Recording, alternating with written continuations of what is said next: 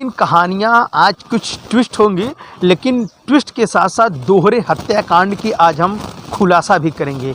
हम ऐसे हत्याकांड की खुलासा करेंगे जो समाज से हटकर है, लेकिन जिस तरह की ये घटना घटी है ये आपको एक प्रकार से ये भी कह दें कि सोचने के लिए मजबूर करेगा। क्या दोहरे हत्याकांड में क्या कभी उस लड़की ने सोचा होगा कि मैं जो गलती कर रही हूँ, क्या मेरी गलती से मेरे परिवार वालों को अपने जान को गंवाना पड़ेगा? ऐसी ही कहानियों को लेकर इस वक्त हम हाजिर हुए हैं। हम बताना चाहेंगे कि जो कहानियाँ आज हम आपके लिए लेकर आए हैं वो एक प्रेम प्रसंग की कहानियाँ हैं। जो प्रेम प्रसंग की कहानियाँ हैं वो ज़्यादातर इसमें दोहरे हत्याकांड के बारे में हम आपको बताएंगे। आरोपी जब पकड़ाता है तो क्या कहता है? आरोपी कहता है कि मैं इतना ज़्यादा इनसे प्रेम कर रहा था, मुकेश कुमारी से, कि मैं खुद भी नहीं समझ पाया कि मुझे क्या करना चाहिए। आरोपी ने ये भी कहा कि मैंने 2 लोगों को इसलिए मारा क्योंकि मेरे पास और कोई रास्ता नहीं था। अब आप ये सोच रहे होंगे कि क्या वो 2 लोगों से प्रेम करता था, तो ये भी बताएंगे, लेकिन उससे पहले ये भी जान लीजिए कि आरोपी का प्रेम प्रसंग कितने वर्षों से चल रहा था। आरोपी का प्रेम प्रसंग करीबन 4 से 5 वर्ष पहले चल रहा था। तो क्या प्रेम प्रसंग में कोई दबाव आया? जी हाँ, हम बताना चाहेंगे कि प्रेम प्रसंग में लड़की ने जब ब्रेकअप किया लड़के से, तो लड़के ने ऐसा कठोर कदम उठाया है जो दोहरे हत्याकांड का अंजाम दिया है। उत्तर प्रदेश के मुजफ्फरनगर ज़िले के थाना बुढ़ाना के हरिया खेड़ा गांव का ये मामला है। ये जो मामला है ये मामला बीते सोमवार की देर रात का है। जो सोमवार की रात को शाम को जहां परिवार के लोग खाकर सो जाते हैं, क्या उनको लगता था कि आज के बाद हमें कल की सुबह नहीं देखनी पड़ेगी, कल का सूरज हमें नहीं देखने को मिलेगा, कल के परिवार के लोग हमें नहीं देख पाएंगे, अगर देखेंगे तो वो कौन सी हालत में देखेंगे ये वो ही जान सकते हैं। जी हाँ, एक ऐसी ही कहानी आई है जहां हरिया खेड़ा गांव के रहने वाले विजय कुमार की पत्नी मिथिलेश कुमारी 50 वर्षीय, मुकेश कुमारी जो 24 वर्षीय है, जहां गांव के ही एक युवक से उसका प्रेम प्रसंग चल रहा था। काफ़ी दिनों से ये चल रहा प्रेम प्रसंग एक दिन परवाना भी चढ़ा। कब? जब परिवार के लोग जान गए तब।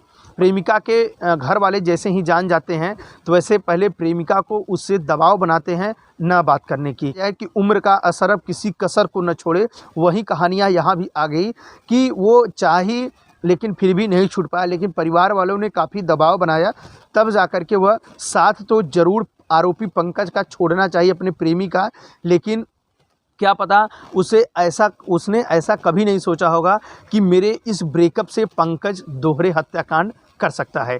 बीते सोमवार की रात को जहां परिवार के लोग खाकर सो जाते हैं, उसके पिता विजय कुमार घर में सोते हैं, अपनी माता और वह खुद बरामदे में सो जाती है। मतलब मुकेश कुमार और उसकी माता सो जाती हैं। जब वह सो जाती हैं रात्रि 2 बजे एक आरोपी आता है और दोनों को मार देता है। वह आरोपी वहीं प्रेमी है।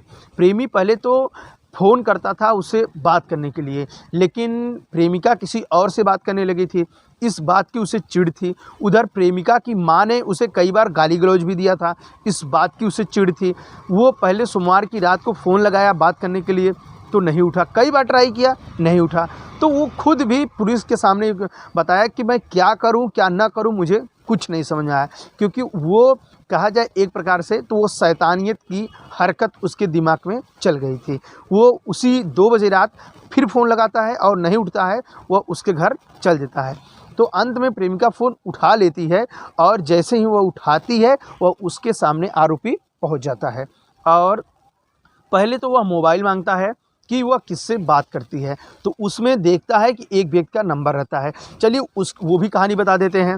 जब प्रेमिका के घर वाले उसको मना कर देते हैं उससे बातचीत करने के लिए, तो प्रेमिका के घर वाले अपने बिटिया को सुधारने के लिए वो सोचते हैं कुछ किया जाए, तो एक पास में एक फैक्ट्री में उसकी काम लगवा देते हैं। जब फैक्ट्री में मुकेश कुमारी काम करने लगती है तो वो जो है कि वहीं के एक सुपरवाइजर सचिन से उसकी फिर अफेयर हो जाती है। जब उससे भी प्रेम प्रसंग चलने लगता है तो वह पंकज को भूल करके, पंकज को ब्रेकअप करके वह सचिन से बात करने लगती है। इसके बाद जब वो सचिन का नंबर रात्रि में देखता है तो उसे पहले तो गला दबा के मार देता है। इसके बाद पास में सोई उसकी माँ, उसको शक होता है कि शायद उसकी माँ यह सारी वारदात देख रही है, उसका भी जो है गला दबाकर हत्या कर देता है। को सुबह जब उठाने गए तो देखा कि दोनों के मृत पड़े हैं। इसके बाद उन्होंने पुलिस को जानकारी दी। मौके पर पहुंची पुलिस ने शव को कब्जे में लिया और कई फॉरेंसिक टीम को बुलाई गई और जो है कि जांच पड़ताल की गई। प्रथम दृष्टया फॉरेंसिक टीम बुलाई गई, कुछ एविडेंस जुटाए गए। इसके बाद सर्विलांस पे भी उसके नंबर मतलब उसकी पुत्री की लगाई गई, मतलब कि पंकज के प्रेमिका का। इसके बाद उसके लास्ट कॉल पंकज का कई बार आया था। इसके बाद सीसीटीवी को भी खंगाली तो सीसीटीवी में पंकज दिखाई दिया।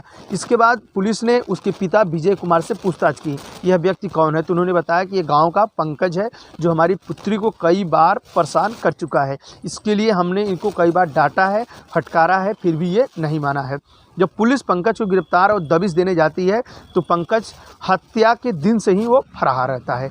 पुलिस किसी तरीके से उसे जो है कि आरोपी को मुखबिरों के अनुसार सूचना से वो पकड़ती है और इसके बाद पहले तो वो इस हत्याकांड का नाम ही नहीं ले रहा था। इस तरह से पुलिस को पहेलियाँ बुझा रहा था जैसे मानो कि पुलिस पहली बार ऐसी घटनाओं का खुलासा कर रही हो। पुलिस जब सख्ती से उसके सामने पेश आती है तब वह टूट जाता है और इस पूरी घटना को एक कहानी के रूप में बताता है।